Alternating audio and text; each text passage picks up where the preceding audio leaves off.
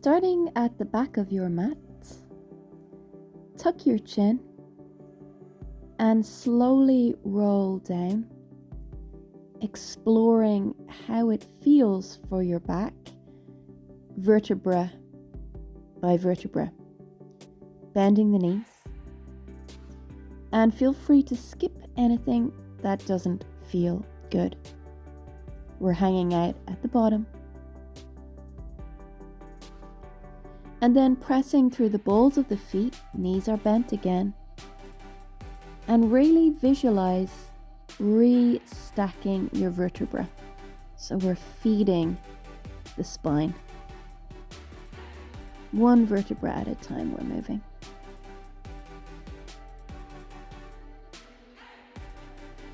Continuing with this and taking as much time as you need. If, for example, you're feeling pain anywhere, maybe you only come halfway down or even less. Just really listening to the body and making any adjustments you need. Enjoy that little pause at the bottom. And really using those feet, press down through the feet. The tailbone tucks under before you restack your vertebra. Now this takes a little bit of time to really explore the sensation around the spine. And it's when the spine is rounding in practices like Qi Gong. This is called opening the spine. And that can be really good, particularly many people who sit a lot. Find that action good. It feels good for their back. So do what serves you here. It's slow. It's mindful. And the repetition should really begin to release any tension in the body. Making your back feel really good, like the movement of the vertebra is like giving the spine a good meal.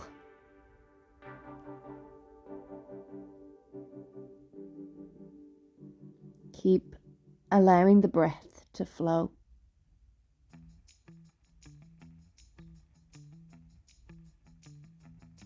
So maybe the next time you notice the breath as you do this.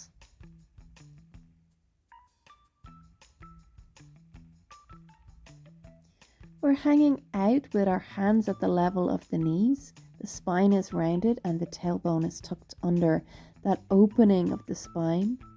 If you'd like, you can bring your hands behind the head, adding a little weight. And visualize your spine opening. So if there's any areas that feel compressed, we're bringing the spaciousness back in there.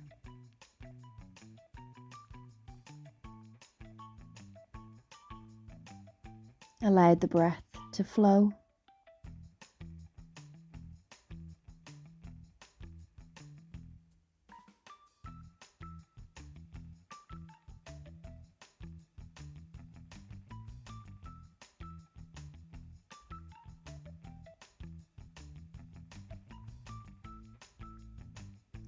And then slowly coming all the way down into your forward fold.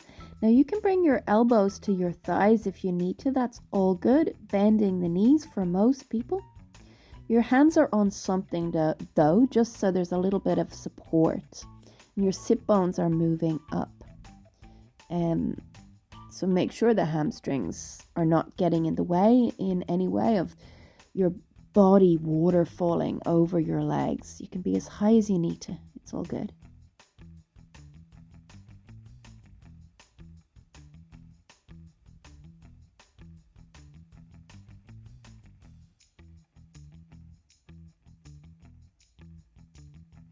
Allowing the breath in and out like a tide as we hang out here.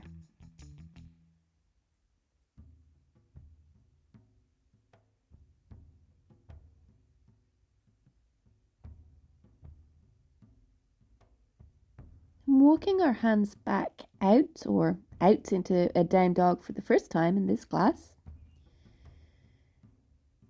And lengthen your back. Feel free to bend your knees as deeply as you need to allow your low back to lengthen.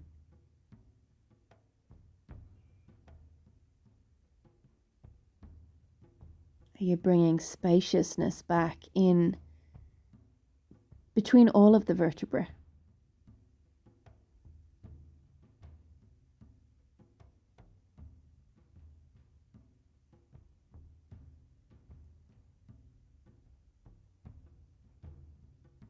Allow the top chest to release, so you're receiving the breath.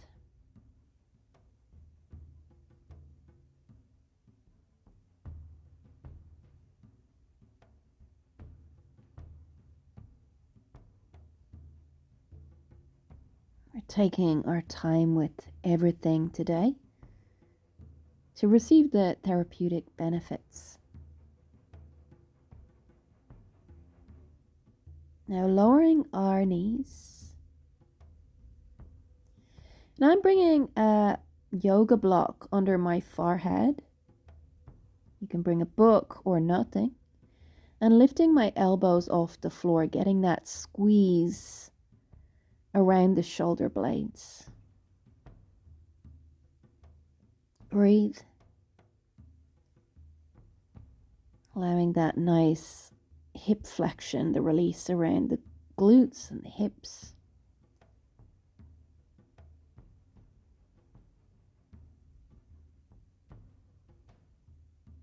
You'll notice I'm rocking a bit, just to release the tension. Do that if it feels good for you. It may or may not.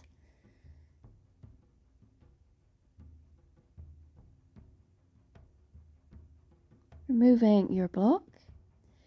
And from child's pose, it's like a thread the needle, tucking our right shoulder and hand under.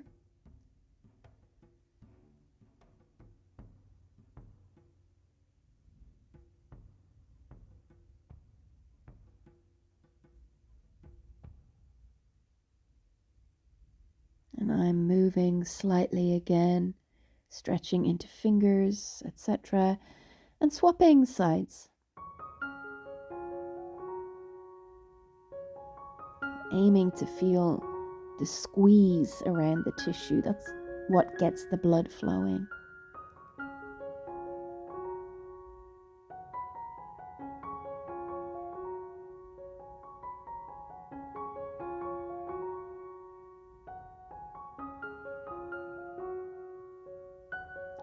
Coming out and into any variation of puppy. So I like to have my chin on the floor. You might have your elbows bent, your forehead on the floor or even on a yoga block. Just relaxing the heart down towards the floor.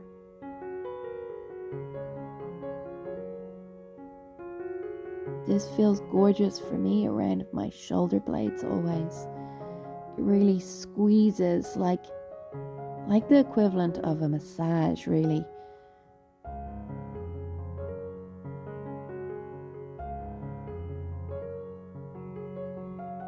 Carefully coming up and out. And into your Malasana, rocking forward and back. That's your step 1 option. I draw little circles with my pelvis here to release tension around the knees, the hips, the ankles.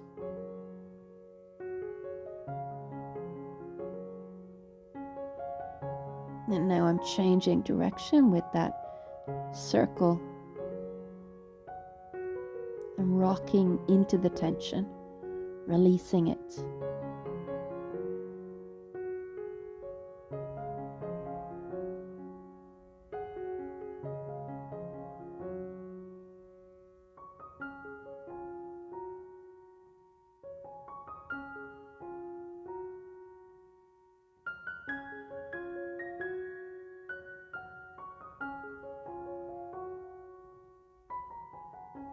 You can move from side to side if that feels good for you.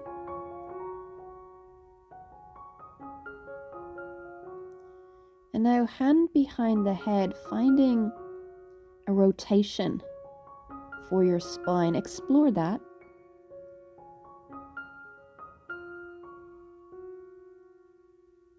Does that feel like a release?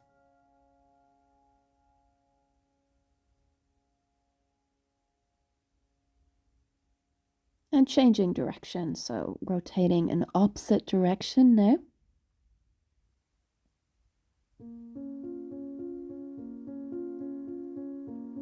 The movements I am doing really helps me release tension in my practice. The rocking and swaying action.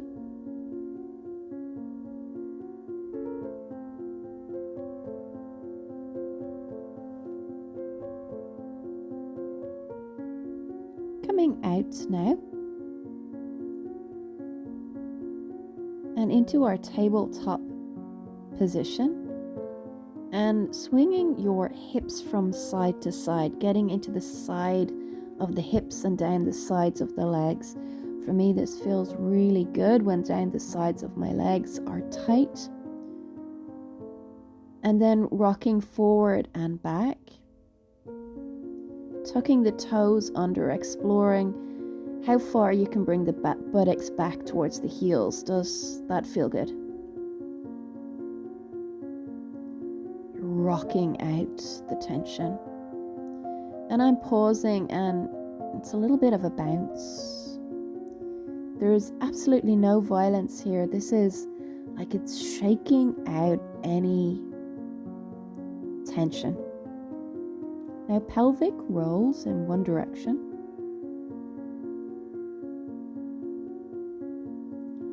It might be a little hard to see what I'm doing in the black, but you bring the spine up, the belly up, you bring the belly over to one side, then you drop it down to the ground, then you bring the belly over to the other side and back up towards the ceiling. Then you change the direction with those rolls. It's a fantastic release for the pelvis.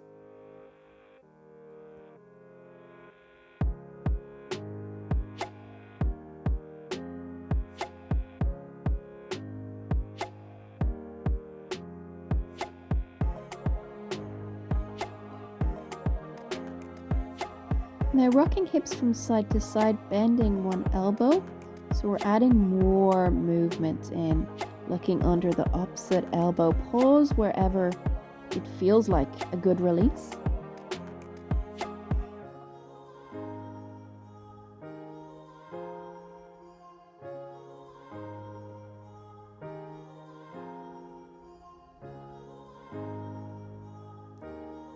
Elbows to the floor now. An ugly plank. Now I'm bouncing a little bit.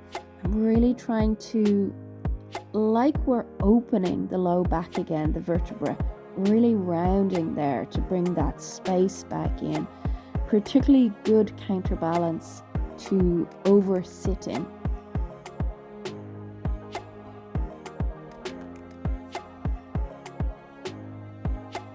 Lowering our pelvis to the floor. Hands under shoulders, come back up, tuck your toes under, back into your down dog.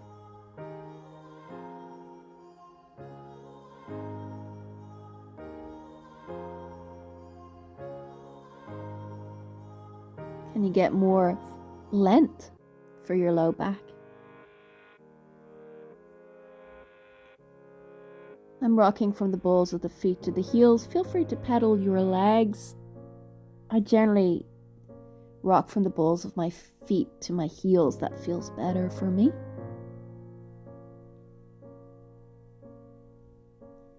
Wiggle your pelvis from side to side. Change direction with that. Your hamstrings would need to be fairly relaxed to do that. Then step your left foot up to the top of the mat.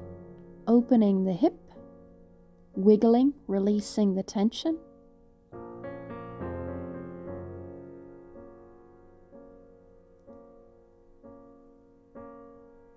any movement that feels good for you here.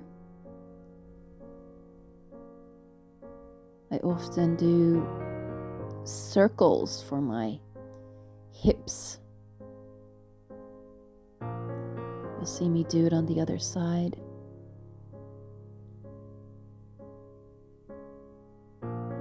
I took my legs sliding there as a cue. Oh, okay, we'll do half pigeon. So coming into a half pigeon, and I'm rocking a little bit again. So anytime there's discomfort in the body, it often helps that rocking action, as well as the breath. Trying to allow the breath into any area of discomfort. I'm coming up onto my hands now and lowering one elbow, and again trying to find the little pocket of tension for me so you find it for you. Rock into it and out of it. Again, like a type of self-massage, this class. I'm up on my hands now and I'm moving in kind of rolling actions. They're very sacral chakra like movements, all of these. Rocking from side to side.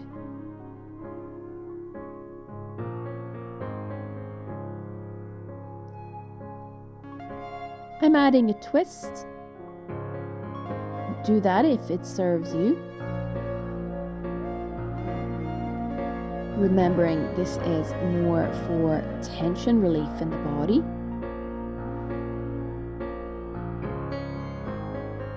To find the squeeze around the glute and the hip joint. To lengthen and stretch everything out. I'm rolling my head back and then back to the starting position again and continuing with that kind of rolling my torso open more. More of those rolling movements. Coming up onto your hands now. Knee to knee transition. Rocking your hips from side to side.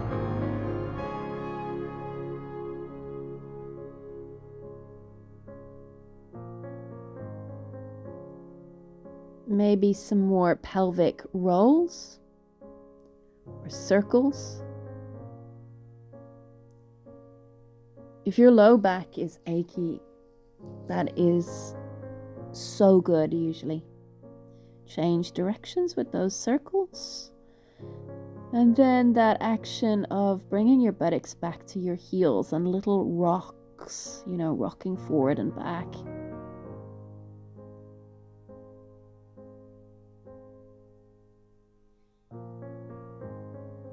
Cat-cowing the spine now. Interestingly, this is not my favorite move if my muscles are achy around back or hips, or if I've been sitting, which, mostly because I'm active, I don't do a huge amount of sitting on couches, but imagine if I had, it might not be cat-cow. Now try it, but feel free to do any other action. You'll notice I'm pausing in the rounding and we're coming into a down dog. You might love cat-cow, so I love it when, for other reasons, feeding the spine. We just need to choose in these sequences what we're doing things for, right? So lengthening the spine here in your down dog. I'm straightening one leg now and bending the other. And I'm swapping sides and moving my hips from side to side, simply exploring. Freeing up the energy around my hip joints. Lowering knees now, stepping right foot forward. Now I'm going to be drawing a circle around that back hip. It's a small circle, but I'm circling in and around the hip flexor to release it. Keep relaxing. The movement should facilitate the breath. It usually does, but if you're holding the breath, soften and back off the movement a little till you find it again.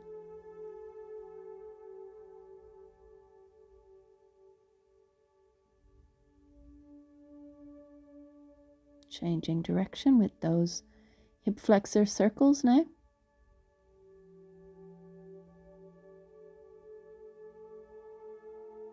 And I'm rocking from side to side.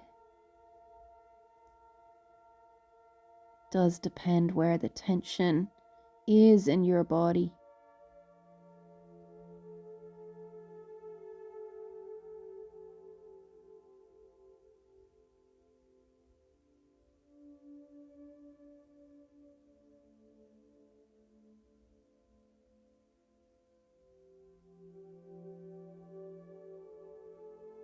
Relax the face. Allow the breath to flow freely in the top chest.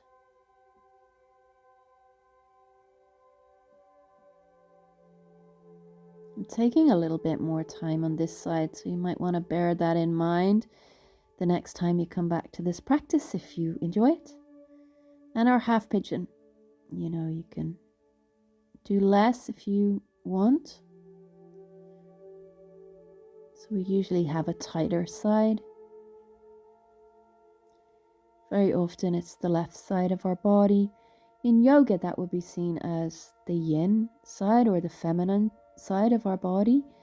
Interestingly, in martial arts, it's the opposite. I'm doing some more rolls and rolling movements, bringing my shoulder to the floor and then opposite shoulder to the floor. Nothing exists independently in the body. And often tightness in the back, particularly if it's related to a strap-like muscle we have in the back. It's called the QL, which does get quadratus lumborum, that does get tight. It often is related to the psoas, and it's another strap-like shaped muscle in the front of the body.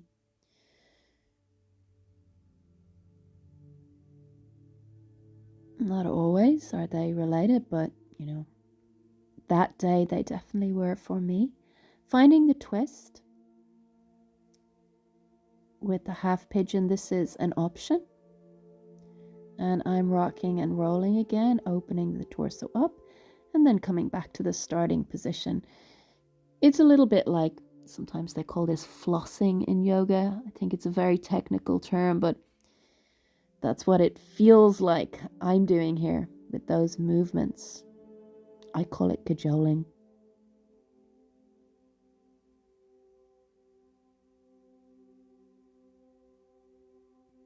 Coming out and into a Baddha Konasana and having a little rock with the knees. How does this feel for your low back? Maybe it's better if you slightly round it, because it is a sitting position. I'm going to cat-cow my spine here. Bringing the legs slightly more forward can help with that. Explore your way through the sensation. A great tip related to backache from sitting too long is to have 1 foot and a half squat if you're sitting on the couch rather than just sitting. You can change your poses of repose. Now, drawing a big circle for my pelvis in one direction. Often this is seen as a Kundalini spiral, lifts the energy up. It also feels really nice for the back. Changing direction with that big circle. You can push into the hands to help you.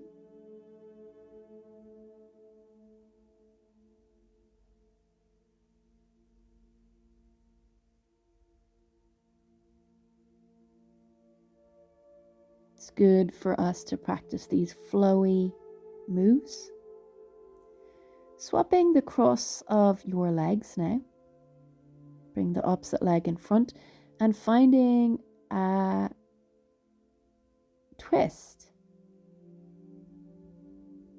It's not quite half Lord of the Fishes pose. What an awesome name. Makes you curious, right? Half Lord of the Fishes. This is not it, like the legs aren't in it, but the twist is similar.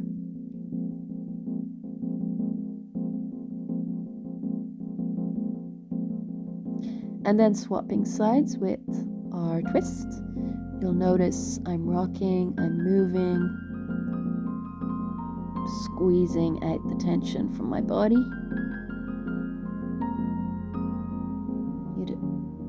You'd be avoiding any sharp pain. I hope you know that already.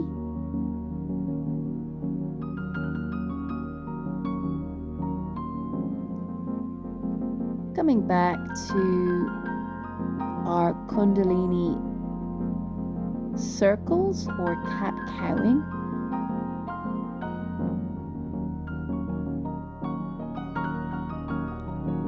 And then lying on the back, drawing some hip circles.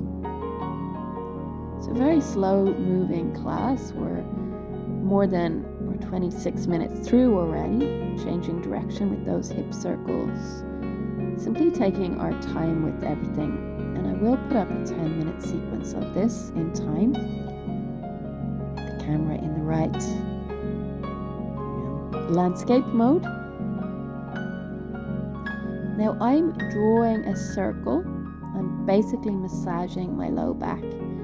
So you can have both hands in the knees and draw a circle. With your knees massaging into any pockets of tension, and you can change direction. It doesn't need to be symmetrical. Figure out where in the body needs the massage and get in there.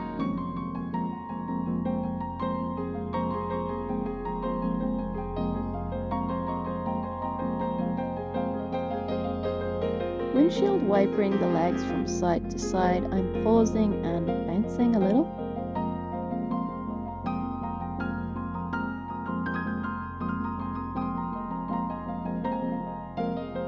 If this does help, do really let me know, because I know this type of practice is like a godsend for me. You know, I'm always so thankful for yoga, and I need it like this.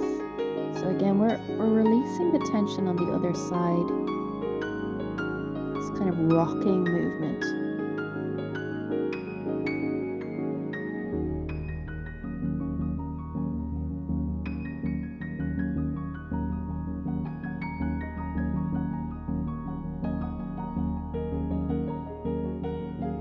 And I'm always curious to know what helped. You know, in in-person classes, you do get that feedback.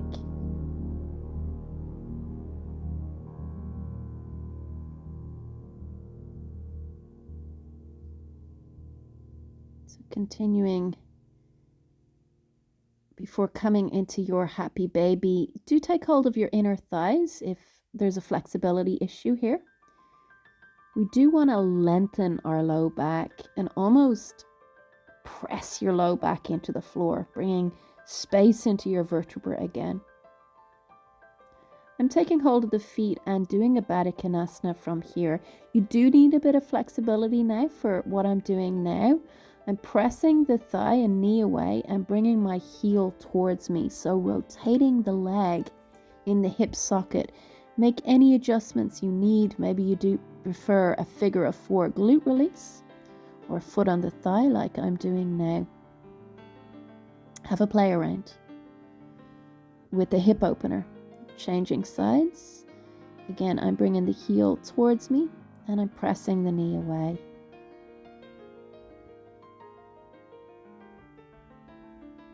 That feels so good for me.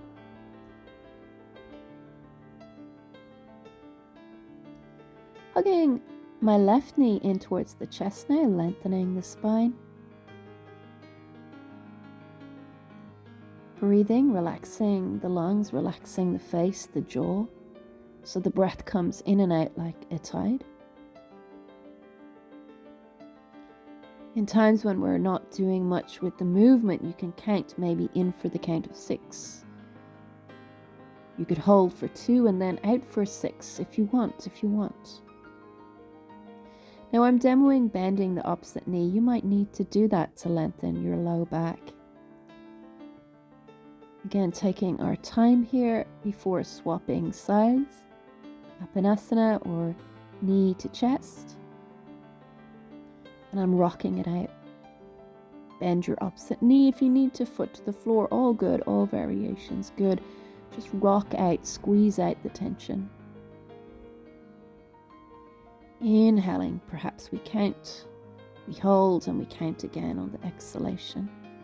And simply demoing foot to the floor is an option. Opposite foot to the floor. In that lying down variation of Baddha Konasana now, holding onto my feet. Bringing my feet towards me, opening the knees out. Happy baby again.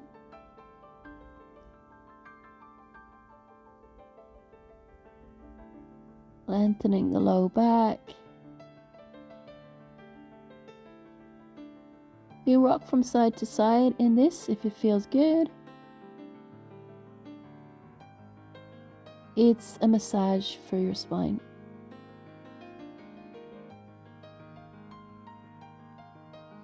And then hands on the knees, another little massage for the spine, either a figure of 8 or a circle. I usually prefer a circle if there's any tension in my back, if there's anywhere that needs that massage-like motion in particular, and changing direction with that figure of 8 or circle.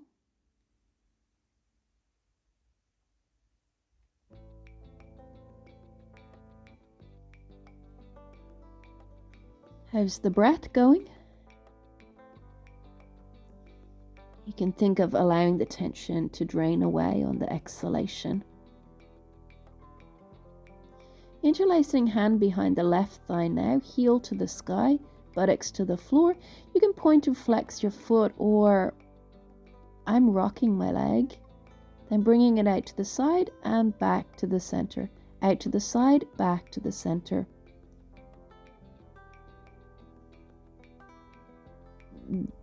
This is not about, so I'm rolling my thigh in and out now. This is about release again, just a reminder, rather than range of motion. So rolling my thigh in and out. Then swap sides with that. Interlace hand behind the opposite thigh.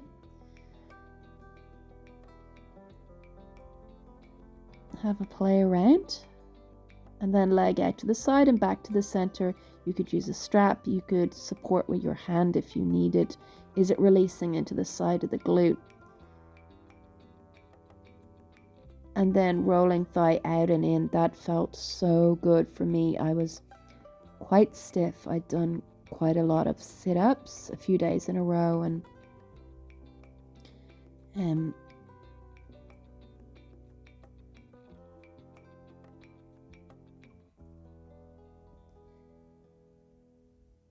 so I'm changing sides now, just so I will be in camera.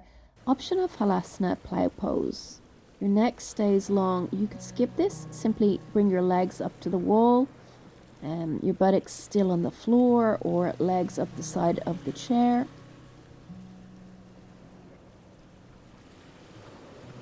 And you'll notice my toes are off the ground. I'm not forcing anything. My body was quite tight. My knees are still bent, and it will take me a while to bring my feet to the floor.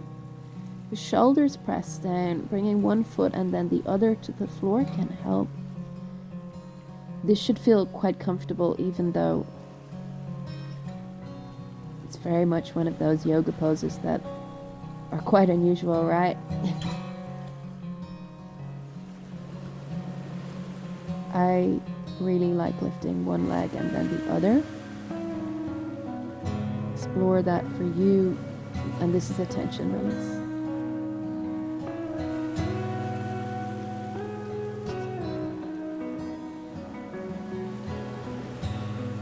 Your shoulders continue to press down.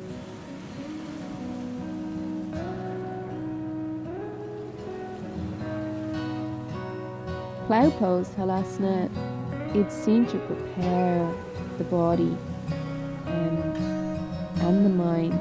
It's not just for practice, it's,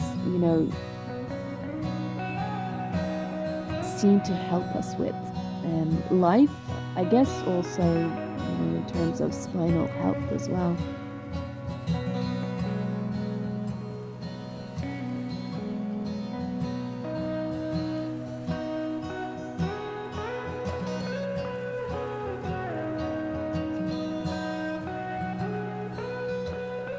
Rolling down through the spine. Now, you could always use a block under your buttocks. Variation of shoulder stand might suit you better. But I'm just rocking from side to side. My legs are up in the air. And I'm opening my throat here. So I wasn't going to do fish pose, not for today, when we're looking after the low back. That's a very big arch happens in the back, and I just want to really neutralize everything today. So hugging left knee in towards the chest again.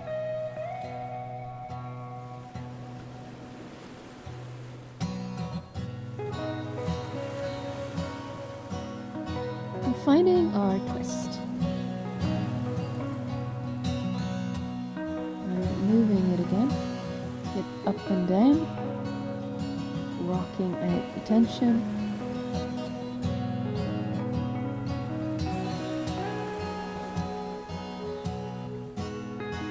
Perhaps counting as the breath comes in and out.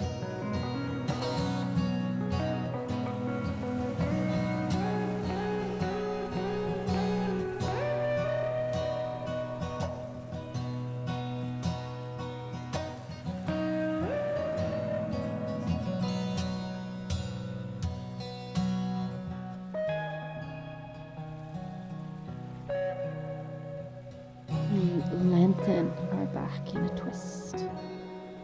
Swapping sides with the knee to the chest.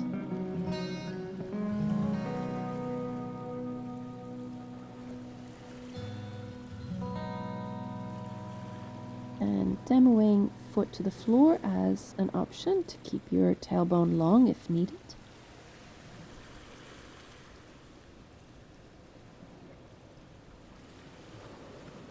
And your twist option.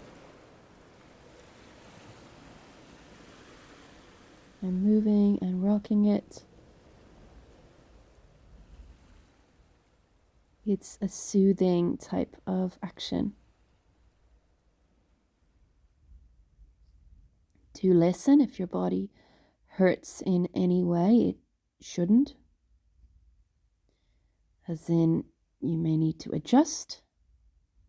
Sometimes people, they're doing almost a back bend in a twist, and we generally want to avoid that. They don't know, it's just their low back tends to overarch in everything, So feet into Baddha Konasana again, and I'm kind of bouncing my knees and then rocking from side to side. So physical massage as the buttocks rolls along the floor, and then just the movement before coming into our Shavasana.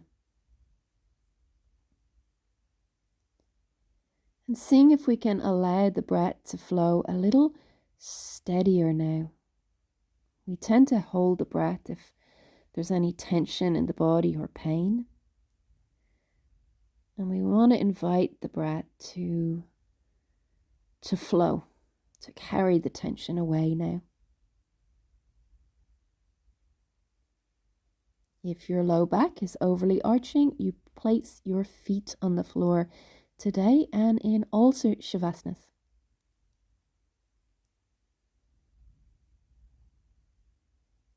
Just take those few moments now.